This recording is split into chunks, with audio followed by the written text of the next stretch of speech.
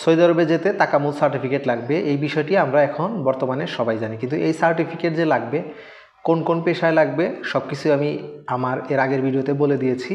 কিন্তু আপনারা অনেকেই আমাকে প্রশ্ন করেছেন যে সৌদি আরবে যেতে লোড আনলোড ভিসায় স্পেসিফিকভাবে কিভাবে আপনারা সার্টিফিকেট নেবেন বা কিভাবে সার্টিফিকেটের জন্য আবেদন করবেন। সুমতি চ্যানেলের পক্ষ থেকে আবারও হাজির হয়ে গেছে আমি সুমন। আজকের ভিডিওতে আমি আপনাদের সঙ্গে শেয়ার করব আপনারা যারা সৌদি আরবে যাবেন, বর্তমানে সৌদি আরবে যেতে সার্টিফিকেট লাগতেছে, স্কিল সার্টিফিকেট। এই সার্টিফিকেট ছাড়া কিন্তু সৌদি আরবে যাওয়া যাবে না বা সৌদি আরবে প্রবেশ করতে পারবেন না। কিন্তু এই সার্টিফিকেটের ভিতরে বিভিন্ন ধরনের পেশা আছে, 117টি পেশা আছে। সবগুলোর পেশারই সার্টিফিকেট আপনারা নিতে পারবেন। কিন্তু লোড আনলোড ভিসার যে সার্টিফিকেট সেটি আপনারা কীভাবে নেবেন? আপনারা অনেকেই আমাকে প্রশ্ন করেছেন যে লোড আনলোড ভিসায় কি সার্টিফিকেট লাগবে কি না। হ্যাঁ, আপনারা যদি সৌদি আরবে যেতে চান লোড আনলোড ভিসাতে গেলেও সার্টিফিকেট লাগবে।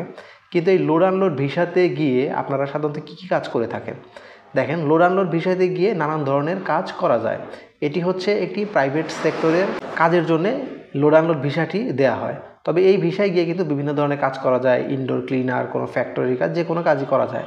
আপনি যখন লোড আনলোড ভিসায় যাবেন তখন আপনাকে স্কিল সার্টিফিকেটের জন্য যখন আবেদন করবেন তখন নির্দিষ্ট একটি স্কিলের উপরে আপনাকে আবেদন করতে হবে এবং সেই স্কিল অনুযায়ী আপনাকে কিন্তু স্কিল টেস্ট দিতে হবে বা পরীক্ষা দিতে হবে। পরীক্ষা দেওয়ার পরে আপনি টিকলেই কিন্তু আপনি সৌদি আরবে যেতে পারবেন।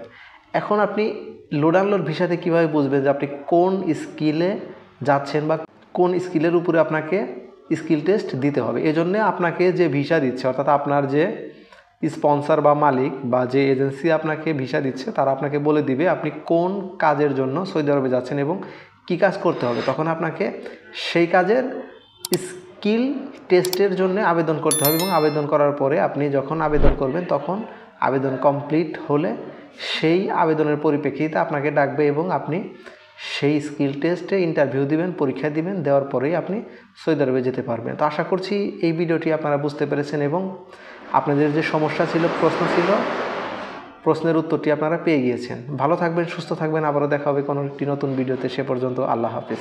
আর আমি আমার এই চ্যানেলে এ ধরনের ইনফরমেশনাল ভিডিও আপলোড করে থাকি, চাইলে আপনারা চ্যানেলটি সাবস্ক্রাইব করে পাশে থাকতে পারেন।